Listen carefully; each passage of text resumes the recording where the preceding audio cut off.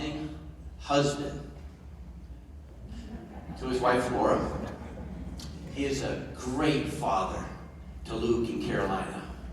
But I want to tell you what, Eric Trump is here to be with you today. Come on, let's give it up, Eric Trump!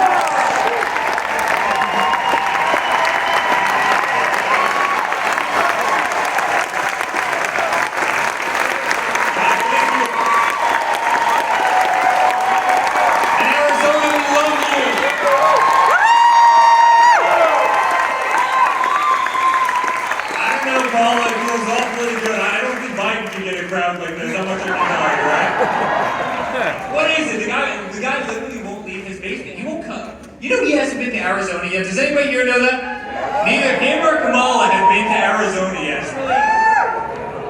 Look what he's missing. Look what he's missing. And I have to say, you know, Paula and Jonathan are two of my best friends in the world. In fact, a little personal story. So we needed 2 baptisms because I have this little beautiful son named Luke, and I have a beautiful daughter named Carolina, actually after the state of North Carolina. So I called Pastor Paula up and I go, you know, Pastor Paula, I need your help. We need to do this baptism. We're doing it at the White House. And she goes, yeah, do you mind if, you know, my husband comes along? I go, no, I love Jonathan. Of course I don't mind if he comes along. So anyway, we do like the greatest baptism. And in the lobby of the White House, there's this old, you know, 1870s piano. It's one of the most incredible. Is that not the nicest piano you've ever probably played on, Jonathan? You played on a lot of nice pianos? And so anyway, we finished the baptism. And all the guests are, you know, it's a small group, really family and just our closest friends. And all of them are just checking out the rooms on the first floor. And Jonathan goes up and he starts playing. And I hadn't introduced Jonathan. A lot of people didn't know who he was there. And he starts playing Don't Stop Believing and everything else. And here's the point of this story. Anytime Pastor Paula does a baptism for you, you actually get 2 for 1. You get a baptism and you get Journey, right? So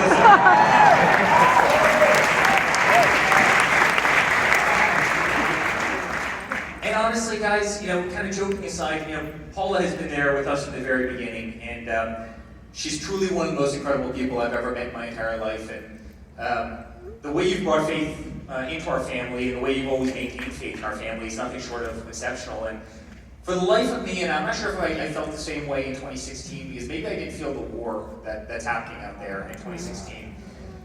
But for the life of me, I cannot understand this war on organized faith in this country. And I can't understand just this lack of tolerance toward people's beliefs. You know, the Democratic Party, they always talk about how, you know, the party of tolerance. And when you see them drop under God in the Pledge of Allegiance, and when you see them wanting to take In God We Trust off of our currency, and when you see them want to take the Pledge of Allegiance out of schools to begin with, I mean, forget about just the 2 words, but just in general.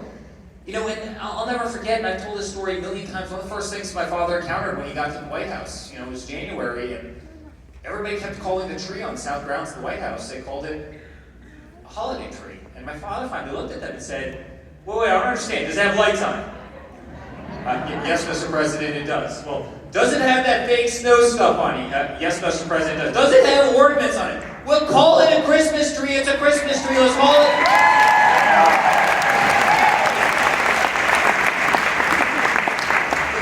Democratic mantra, and I don't understand. Well, maybe I do, but the new Democratic mantra is actually the party of the atheist, and it's not just being the party of the atheist.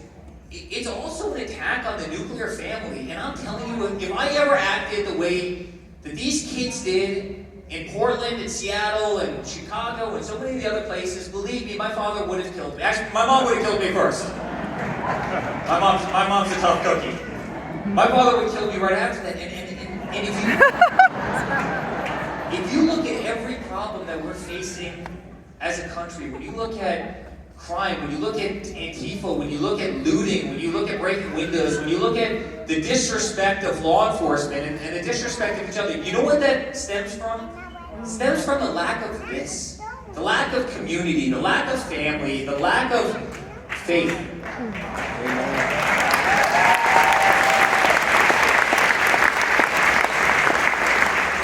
And we need a revival more today than we've ever needed it before. And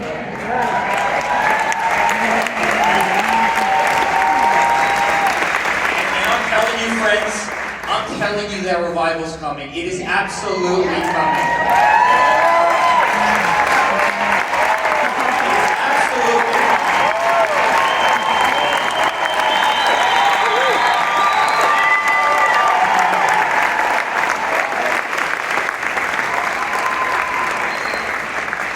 These guys have gotten it so wrong. They've gotten it so wrong. I mean, where's the party of JFK? Where's even the party of Bill Clinton? When you see what this party stands for right now, I mean, the attacks on First Amendment rights, forget about just freedom of religion, also freedom of speech. How dangerous is that? If you're wearing that beautiful Make America Great hat right now, I love you guys. Look at that. Look at that shirt. I love that. If you're wearing that beautiful Make America, you know what? The people in here don't care because we have backbone.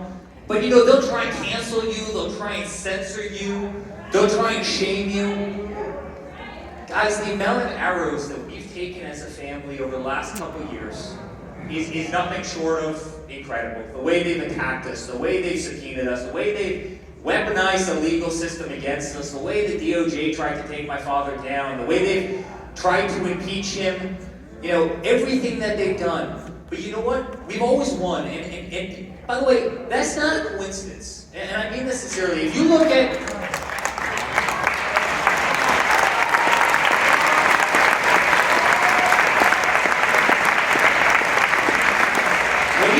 what we did, and what we as a family did in 2016, and what Pastor Paula did, we ran against the greatest political machine in the history of the country, right? The Clintons, right? They raised $1.5 billion, including all their super PACs and other things. You know what we raised? $300 million. $300 million. You better believe that there was somebody looking down, watching over us. You better believe that.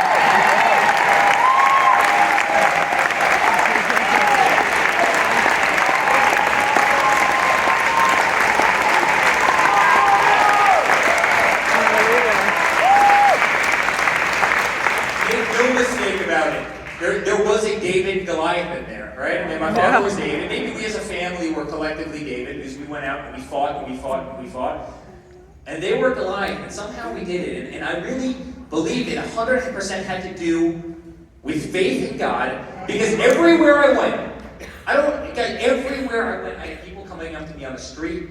They would put their head on my shoulder. We're praying for you. We love you. Our church is praying. Our neighborhood is praying. Our community is praying. We have prayer groups. We're praying. We had God on our side, and that's why we won. And guys, on November 3rd, it's exactly why we're going to win again.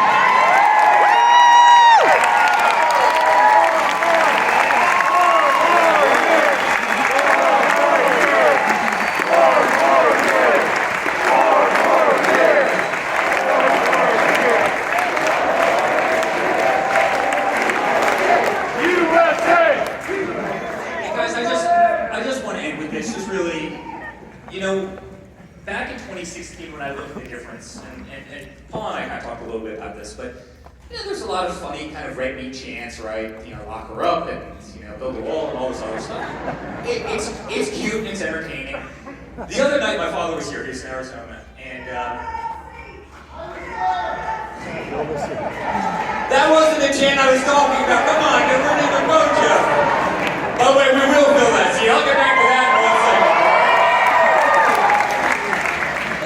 Build the wall, and you had this lock her up, and you had all this other stuff. And he gets to Arizona the other night, and there was a chant that went through the 30,000 people, and they start chanting, "We love you, we love you."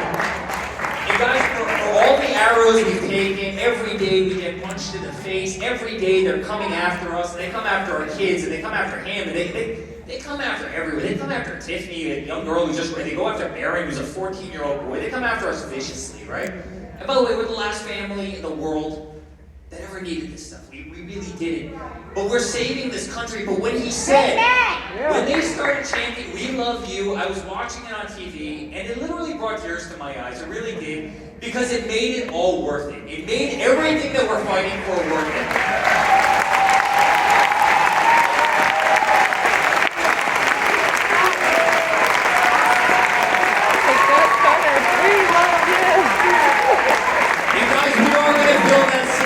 We are going to build that seed.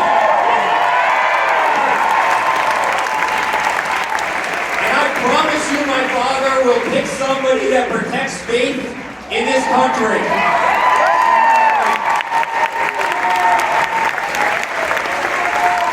Because the way religions, and by the way, it's not just Christianity, it's Judaism, it's Hindu, it's everybody, but the way they've been discriminated against in this country, it's gonna stop. It is gonna stop. And so guys, in closing, I love you. Our family loves you. We love you. We love you. Appreciate you. I promise you, Pastor Paul and I, we're gonna need a vacation, and Jonathan and everybody else, we're gonna need a vacation when this whole thing's over, right? Because we're not. Over the next 41 days, I promise you there is going to be 0 sleep, right, Pastor Paul? And no sleep. 2 hours a night.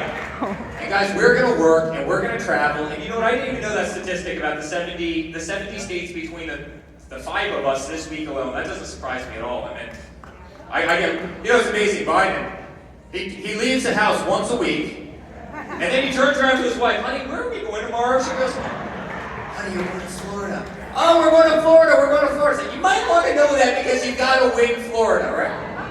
But we never forget where we're going, and we love this state, and we love Arizona, and I promise you've always made us proud. We're going to make you incredibly proud. God bless you all. God bless the United States of America. We love you, Arizona. Thank you.